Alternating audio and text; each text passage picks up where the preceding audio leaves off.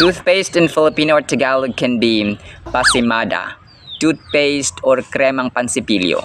At ito ang konting kalamang dapat na alam mo. Alam niyo ba mga kasumbrers kung sino-sino ang naghabi or tumahi ng ating pinakaunang Philippine flag? Sila ay sina Marcela Marino de Agoncillo, Lorenza de Agoncillo, Delfina Herbosa de Natividad sa bansang Hong Kong.